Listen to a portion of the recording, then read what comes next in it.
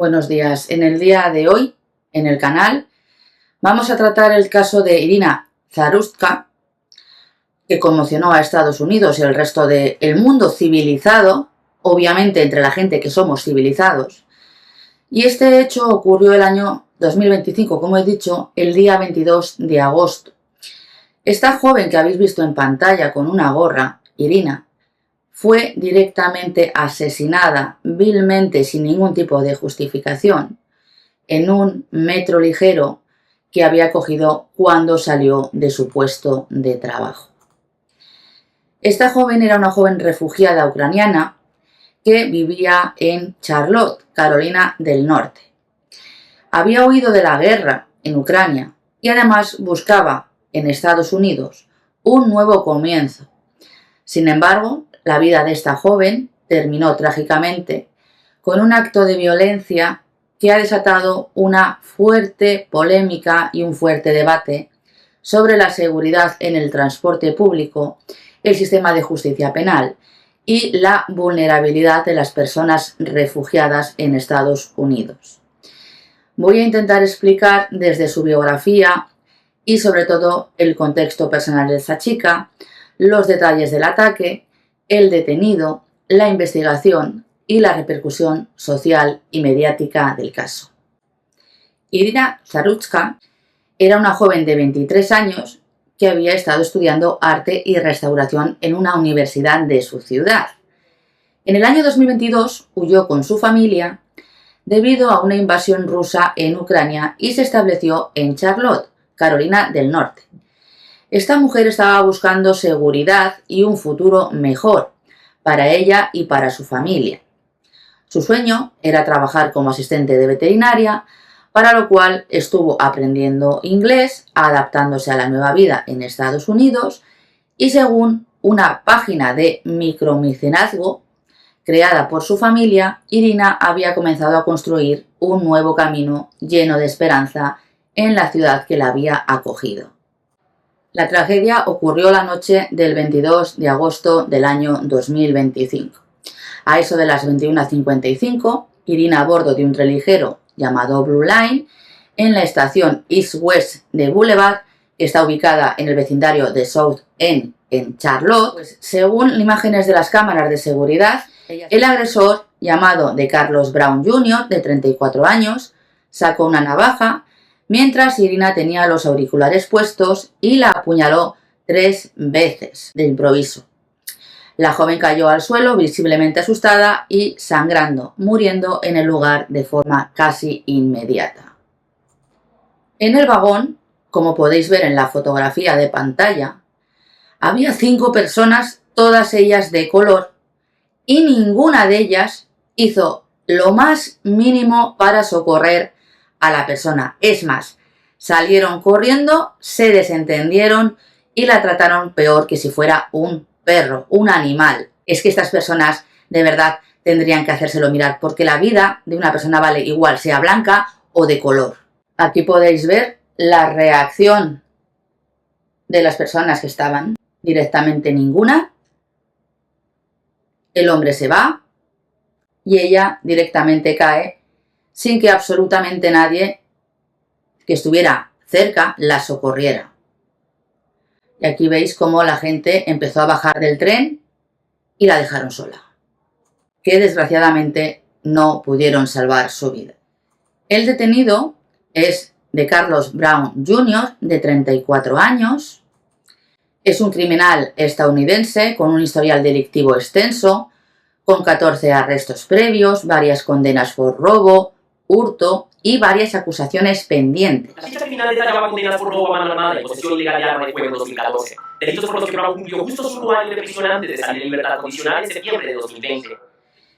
El sistema de transporte público de Charlotte ha prohibido que vuelva a usar sus servicios y tras el ataque, Brown fue detenido, recibió asistencia médica en un hospital, fue acusado formalmente de homicidio doloso. La investigación del asunto del asesinato de Irina está a cargo del Departamento de Policía de Charlotte, específicamente de la unidad de homicidios. El detective Burt ha solicitado la colaboración ciudadana para aportar cualquier información relevante que pueda esclarecer las circunstancias o motivaciones del asesinato. Hasta ahora no se ha revelado un motivo claro para el ataque, no se sabe por qué apuñaló a Irina. Aunque las imágenes del vídeo generaron una gran indignación pública y han puesto en discusión la seguridad en el sistema de transporte y la respuesta judicial frente a reincidentes peligrosos que están sueltos simplemente por las políticas que se han llevado a cabo o al efecto en Estados Unidos, todo en base a las políticas demócratas que decían que es que había que buscar alternativas a los centros de internamiento, es decir, a las cárceles, para personas porque ellos eran delincuentes, porque eran pobres, y obviamente se llegaron incluso en Charlotte a generar una campaña para intentar justificar que estas personas estuvieran en la calle, y se creó incluso un centro de inteligencia para poder implementar en la mente de las personas que estas personas no se iban a reinsertar en un centro penitenciario y que buscando alternativas y dándoles apoyo económico, esta gente dejaría de delinquir, cosa que en algunas ocasiones sí, si se delinque simplemente por necesidad, es para cubrir bienes de primera necesidad, pero las personas que se dedican a apuñalar a los demás no matan porque directamente les tengan que comer todos los días o dar de comer a sus hijos. Matan porque son asesinos, y más aquí, como estamos viendo, peligrosos, y que hoy ha sido Irina, pero mañana puede ser cualquier otra persona. Eso sí, al principio los medios mantuvieron silencio mediático, no dijeron absolutamente nada, pero con la difusión del vídeo que se hizo viral, donde se apreciaba el ataque a la chica de 23 años sin que hubiera hecho absolutamente nada, consiguieron que se generara una ola de indignación que creció y se extendió rápidamente por redes sociales. Se generó un debate intenso sobre la protección de los refugiados, la seguridad pública y críticas al sistema judicial por permitir que un delincuente con el historial tan largo como el señor de Carlos estuviese en libertad. Y eso también ha hecho que se expongan tensiones políticas y sociales en Estados Unidos sobre el crimen, la inmigración y las consecuencias de implementar las políticas buenistas de los demócratas. El hashtag Justicia for Irina, Justice for Irina, y similares se viralizaron en plataformas como Twitter o TikTok, con usuarios compartiendo el vídeo, mensajes de apoyo a la familia y protestas porque quieren que haya una mayor seguridad y que estos hechos no se vuelvan a repetir. Aunque la gente no tiene memoria, y este no es un hecho aislado en el transporte público de Estados Unidos. Obviamente uno de los crímenes más depravados que se pueden cometer se cometió en el metro de Nueva York. Porque como veis, maldita hemeroteca, un inmigrante prende fuego a una mujer que dormía en el metro de Nueva York. Acaba de ser detenido y cada vez más estadounidenses piden deportaciones masivas. No es el único caso.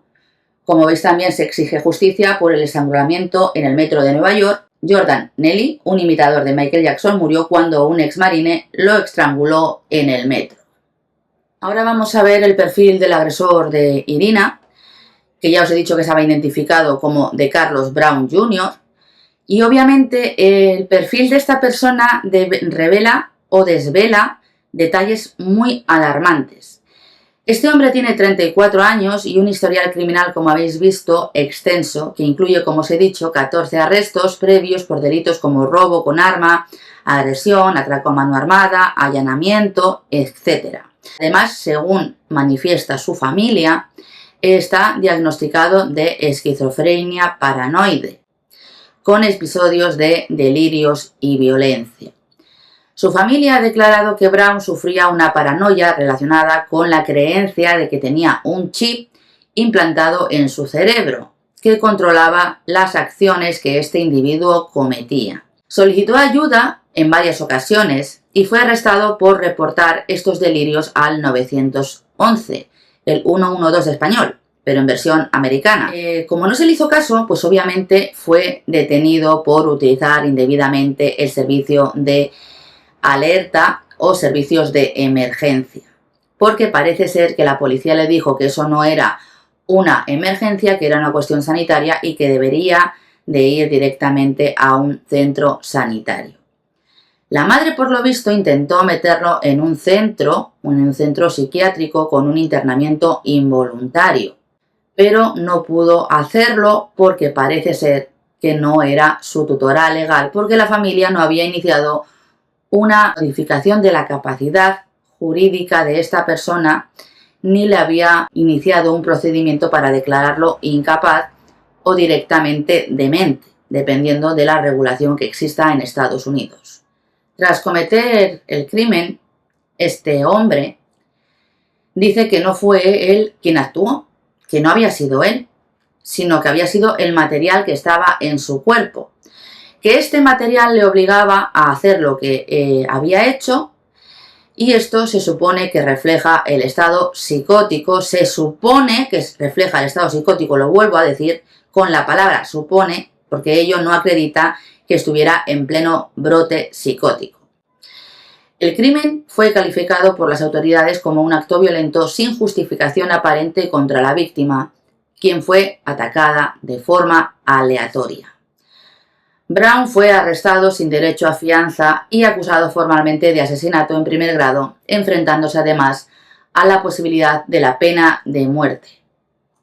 Y hay una especie de campaña directamente que intentan demostrar que esta persona o el perfil de esta persona está marcado por la violencia previa, por la enfermedad mental no tratada adecuadamente y un sistema judicial y sanitario que no pudo intervenir a tiempo para evitar un fin tan trágico. Y aquí tengo que hacer un inciso. Una persona que tenga esquizofrenia, ello no significa que sea inimputable, porque para que una persona sea inimputable y no se le pueda imputar un hecho delictivo de estas características, es decir, no se les pueda enjuiciar y condenar a la pena de muerte o a la pena de cadena perpetua, que sería lo más normal, no la pena de muerte, porque yo siempre digo lo mismo, no la apoyo para ninguno de los casos, por muy aberrantes que puedan llegar a ser, nada justifica la pena capital. Pues esta persona, para intentar que sea enjuiciada o por lo menos se le ponga una medida de seguridad que consista en el internamiento involuntario en un centro psiquiátrico de por vida o durante los años que se establezcan en sentencia, es necesario que se acredite que esta persona actuó bajo un brote psicótico, es decir, un episodio paranoide en el momento de realizar los hechos. No porque tengas esquizofrenia o tengas cualquier enfermedad mental, eso conlleva a que no seas responsable de tus actos. Y digo esto por lo siguiente, porque esta persona tiene las siguientes condenas. Tiene una condena previa por robo con arma peligrosa, allanamiento de morada, hurto agravado y amenazas. Cumplió 6 años de prisión hasta septiembre de 2020 por esos delitos, con lo cual entiendo que ser directamente esquizofrénico, porque así lo marca la ley, no implica que no seas responsable penalmente, porque puedes hacer actos que no sean cometidos en pleno brote psicótico y luego intentar directamente hacerte pasar por loco o por una persona que está enferma mentalmente para no hacer frente a las consecuencias de tus actos. Este hombre fue detenido nuevamente en septiembre del año 2022 por agresión a una mujer en el mismo condado, es decir, es que ya lo había hecho. En 2025, en enero, fue arrestado por uso indebido del sistema de emergencias, como os he dicho, tras denuncias relacionadas con episodios psicóticos.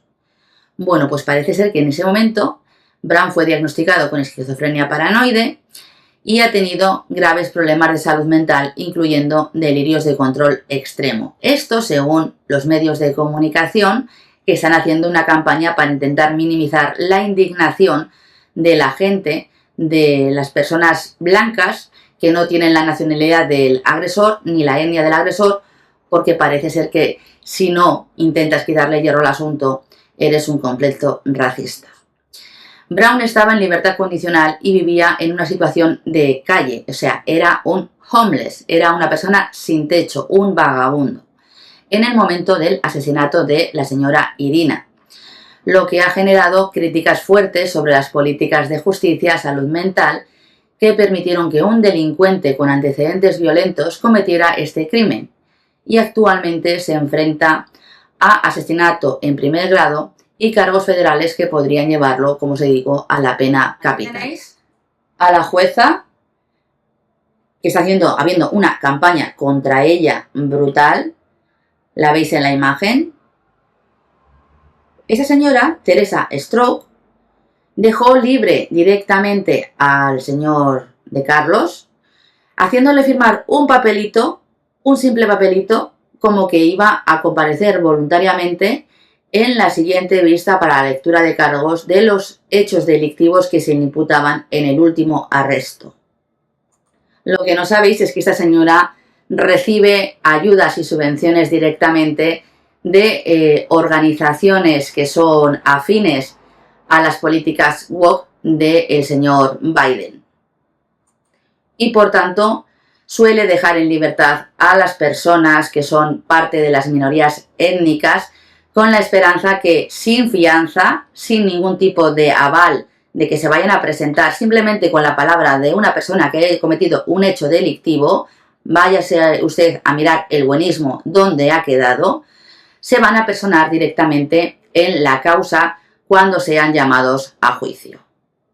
Sin ningún tipo de medidas, simplemente firmando como que yo voy a ir voluntariamente. La jueza que liberó a este delincuente y que lo dejó en la calle. Se trata de la magistrada Teresa Stroke. Ella liberó a de Carlos Brown porque presuntamente él prometió regresar a la corte. Esto ha sido muy criticado. Ahora hay una campaña pidiendo la destitución de la magistrada después de que liberara a este asesino y lo dejara en las calles. Caroline Leavitt, desde la Casa Blanca, estuvo haciendo un resumen de este hecho tan cruel que mantiene espantado a todo el país. Esto fue lo que dijo. Evidencia. August 22nd, Irina Zarutska was stabbed to death on the rail system in Charlotte, North Carolina by a savage career criminal. This is a public transportation system that many in the area use every single day to go to school and work. Irina was on the train that night traveling home from her job at a pizzeria, still in uniform from her shift. This beautiful, innocent 23-year-old young woman was a Ukrainian refugee who had recently fled her country for a chance at a safer life and a promising new beginning here in the United States of America. But tragically, a public transportation system in a major American city was more dangerous than the active war zone that she left. The president and the entire White House are praying for her family and friends during this unimaginably difficult time. But while we extend our thoughts and prayers, we must also seek justice for this crime and call attention to this heinous incident. Surveillance video of the killing was finally released to the public this past Friday. It shows the alleged killer, DeCarlos Brown Jr., pull out a knife, get up from his seat behind Irina, and prepare to thrust a blade into her neck before the released footage gets cut. This is pure evil on full display. The most enraging and unacceptable part of this story is that her death was entirely preventable. DeCarlos Brown never should have been on that train that night. In fact, he should have been behind bars. DeCarlos Brown has been charged with crimes no fewer than 14 times, dating back to 2011, including armed robbery, felony larceny, breaking and entering, and shoplifting. Brown had previously served 5 years in prison for a robbery with a deadly weapon charge, and he had also forfeited bonds 3 different times, twice in 2014 and once in 2023. Despite all of his past documented criminal history, when Brown was arrested yet again in January of this past year, a Democrat judge, who I will add was a strong supporter of former Vice President Kamala Harris, released this insane criminal once again without requiring him to pay any bail. He simply had to sign a written promise to return for his court hearing. Think about how crazy it is to ask a career criminal, someone who by definition repeatedly breaks the law, to just sign a written promise and come back again another day. This is madness. Democrat politicians, liberal judges, and weak prosecutors would rather virtue signal than lock up criminals and protect their communities. And perhaps most shamefully of all, the majority of the media, many outlets in this room, decided that her murder was not worth reporting on originally because it does not fit a preferred narrative. Many of the journalists in this room spilled plenty of ink trying to smear Daniel Penny for defending a subway car from a deranged lunatic in New York City, but none of those same reporters lift a finger to write stories about an actual murder. Here's the truth that every American must know. Too many innocent people across the country continue to pay the price of the failed experiment known as cashless bail that has been championed by the Democrat Party for years. All the way back in 2020, North Carolina's then Democrat Governor Roy Cooper established a so-called task force for racial equity and criminal justice. Sounds nice, but it's not. That task force was co-authored by then Attorney General and current Democrat Governor Josh Stein. It recommended, quote, reimagining public safety to, quote, promote diversion and other alternatives to arrest. It also advised to de-emphasize some felony crimes, prioritize, quote, restorative justice, and eliminate cash bail. Democrats in North Carolina and nationwide are consumed with pushing a woke, stop-on-crime agenda, no matter how many innocent Americans suffer as a result. Instead of aggressively prosecuting and locking up violent criminals, the Democrat-backed cashless bail approach approach lets these criminals roam free in our country to offend again and again. These reckless policies have turned many of American cities into hunting grounds for career criminals who mock our justice system, drain law enforcement resources, and wreak havoc on law-abiding citizens. Enough is enough, and that is why President Trump is doing everything in his power by taking action to undo these absurd policies. The president recently signed a powerful executive order directing the AG to submit a list of states and local jurisdictions with cashless bail policies. Que de Carlos Brown ha sido ya acusado a nivel federal por un cargo de cometer un acto que causó la muerte en un sistema de transporte público. El Departamento de Justicia está pidiendo el castigo máximo. El castigo máximo sería cadena perpetua o pena de muerte. Esta denuncia se ha presentado ante el Tribunal del Distrito de los Estados Unidos de Charlotte. O sea, esto corre en la Corte del Distrito de Charlotte en Carolina del Norte. Este cargo está acusando a de Carlos Brown Jr., de 34 años, de un delito federal en relación con el ataque mortal de Irina Saruska en el tren ligero de la ciudad. Pam Bondi, desde el propio Departamento de Justicia de los Estados Unidos, ha publicado un tuit en la plataforma X donde deja clara la postura del Departamento de Justicia de los Estados Unidos. Ha dicho, Irina Saruska era una joven que vivía el sueño americano. Su horrible asesinato es el resultado directo de las fallidas políticas delictivas que anteponen a los delincuentes a personas inocentes. He ordenado a mis abogados que procesen federalmente a Carlos Brown Jr., un delincuente violento, reincidente, con antecedentes de delitos violentos por asesinato. Buscaremos la pena máxima por este crimen imperdonable y nunca más volverá a ver la luz del día como un hombre libre. Este absurdo y cruel asesinato, porque esto sí ha habido alevosía. Realmente la chica no podía defenderse, fue un ataque muy sorpresivo y aunque en principio se dijo que había sido en el cuello, en el vídeo se ve claramente que fue en la parte de aquí, que es donde ella se mira, porque ha habido ya mucha gente que ha salido a decir que es que no tenía heridas en el cuello, no se le veían cuando giraba el cuello, pero realmente las heridas ella se mira en la parte de aquí, de la parte frontal. Las motivaciones expresadas directamente por el señor de Carlos Brown Jr. en sus llamadas telefónicas, porque parece ser que le han grabado las conversaciones telefónicas que ha tenido en prisión, supongo que serán directamente con una orden judicial, expresan que supuestamente esta persona estaba mal psicológicamente.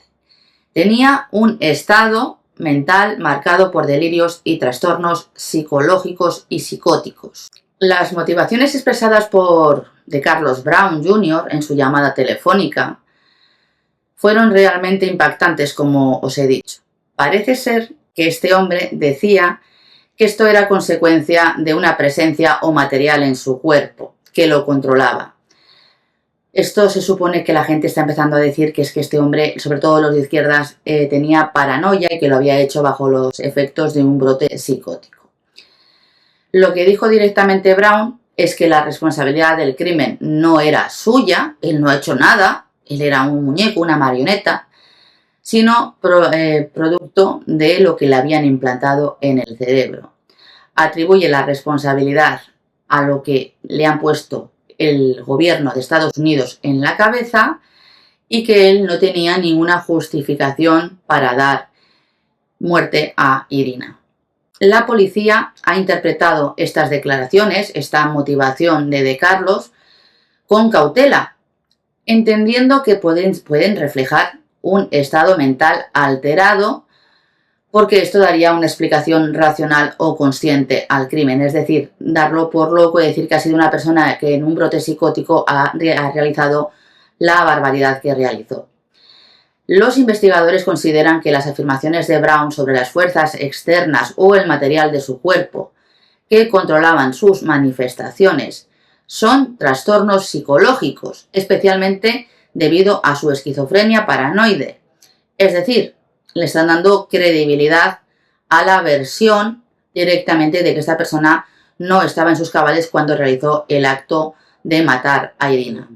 Se está polarizando a la sociedad estadounidense, unos que están a favor, los demócratas, de reinsertar a estas personas y otros que están a favor de la pena de muerte porque entienden que esta justificación es una burda justificación y que efectivamente lo hizo por motivaciones raciales, porque atacó a la única persona blanca del vagón y no atacó a nadie más, siendo que había más gente y que un brote psicótico podría dar lugar a que pasara lo que pasó aquí en España con la psiquiatra que empezó a apuñalar a uno de sus compañeros y produjo heridas a otras personas porque efectivamente estaba en pleno brote psicótico.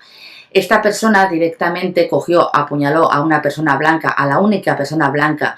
Aquí yo entiendo que puede haber un crimen racial. Aquí sí que hay motivaciones racistas y que se están intentando justificar que esta persona estaba mal o enfermo mentalmente cuando no es verdad, porque esta persona actúa con total normalidad en el tren, se va tranquilamente sacudiendo la mano, se coge la camisa directamente y se tapa la herida que se le ocasionó en la mano al apuñalarla, porque encima él se hizo daño, y abandona a toda prisa el vagón, con lo cual yo entiendo que era consciente de la situación, era consciente de lo que hacía e intentó huir directamente del lugar para no ser localizado, lo que evita decir que esta persona estaba en pleno brote psicótico. ¿Por qué? Porque lo hizo voluntariamente. ¿Por qué? Porque después huyó para evitar ser capturado. ¿Y por qué? Porque posteriormente alguien le debió de decir: utiliza tu enfermedad mental para evitar que se te ejecute en Estados Unidos. Además, para acreditar que yo considero que esta persona no actuó en un pleno brote psicótico, las versiones del presunto asesino de Irina han ido cambiando a lo largo del tiempo. En un primer lugar, las declaraciones fueron confusas y contradictorias, con explicaciones vagas sobre por qué asesinó a Irina. Con el tiempo, y ya en prisión, ha ido modificándose la versión para justificar el homicidio como el resultado de las fuerzas externas e independientes a su voluntad, simplemente por la presencia de un chip implantado en su cuerpo que controlaba las acciones. Es decir, ha utilizado un brote psicótico anterior que le conllevó al arresto por llamar insistentemente al 911 para intentar quitar responsabilidad a los actos realizados el día 22 de agosto de este año. Además, las contradicciones que se han ido dando son las siguientes. En el momento del ataque, en un primer momento, negó haber tenido intención y posteriormente afirma que no recuerda claramente los hechos.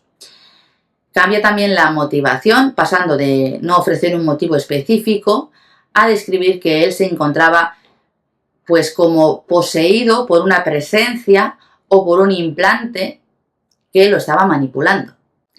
Luego también ha habido incongruencias en el recuerdo, en los detalles del evento, y esto obviamente dice que le impide construir una línea temporal clara.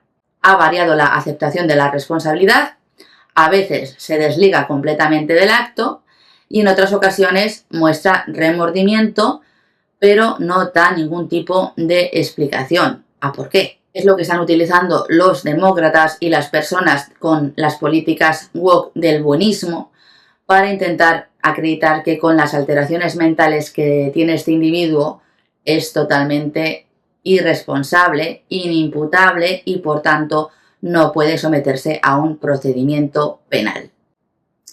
Y ahora vamos a ver la actuación de este individuo nada más cometer el hecho delictivo. Me lastimé la mano apuñalándola, ni siquiera conocía a esa dama. Y como veis, todo el mundo en el tren, sin moverse, hemos perdido la poca humanidad que nos quedaba. Es decir, si hubiera estado en pleno brote psicótico, no se habría parado a intentar parar la hemorragia que tenía en la mano por haberse lastimado directamente por haber apuñalado a una persona completamente inocente. Está en prisión provisional, se le van a leer los cargos próximamente, no hay ningún tipo de libertad bajo fianza en principio y seguramente va a enfrentar los cargos de asesinato en primer grado y posteriormente se va a solicitar por parte de la Fiscalía la pena de muerte para esta persona, aunque yo sigo entendiendo que esa pena es inhumana por mucho que haya hecho este animal salvaje que no tiene otra calificación. No me valen las justificaciones de los buenistas, de los demócratas ni de las personas de extrema izquierda. Simplemente mi opinión personal es que este hombre no es un enfermo mental, no es una persona que haya actuado directamente bajo un brote psicótico, sino que esto es un crimen racista debido a que a esta persona le molestaba la presencia de una persona blanca en el vagón, que fue a la única a la que apuñaló directamente. Y encima tuvo la conciencia y la inteligencia necesaria para intentar hacerse un torniquete en la herida producida en su mano, que se escapó directamente para evitar ser arrestado y consecuentemente sabía que los hechos que había cometido iban a llevarle otra vez a un centro penitenciario, con lo cual entiendo que no estaba en pleno brote psicótico y que utilizar la enfermedad mental para intentar escaparte de un hecho tan atroz lo van a hacer la defensa porque es lo que toca, pero no es la realidad de los hechos. Y que si realmente se aplica la ley y se puede acreditar que esta persona no estaba en pleno brote psicótico, porque no lo estaba, aunque es complicado de entender y de defender, esta persona tendría que pasar el resto de su vida en prisión. Porque vuelvo a repetir, por mucho que tú estés diagnosticado de una enfermedad mental, eso no justifica que actúes así cuando de los hechos anteriores y posteriores a la comisión del hecho delictivo se puede ver claramente que no actúas dentro de un brote psicótico y que lo has hecho con conciencia y voluntad por motivos raciales. Y este es un crimen por motivos raciales. No hay ninguna duda bajo mi punto de vista. Y hay que intentar empezar a entender que el racismo no solamente es producto de los blancos contra otras minorías étnicas o religiosas, sino que también se puede dar de esas minorías o de esas otras razas hacia las personas blancas. Porque está habiendo muchísimos enfrentamientos y muchísimas agresiones de este tipo de personas contra las personas que no tienen su ideología, que no tienen su raza, que no tienen su religión, y siempre se va a decir que el que es racista y xenófobo es el blanco, cuando en algunas ocasiones no es verdad, y cuando en algunas ocasiones son esas mismas minorías las que están actuando por motivos raciales. Y hasta aquí mi vídeo de hoy, espero que os haya gustado y nos vemos en próximos vídeos.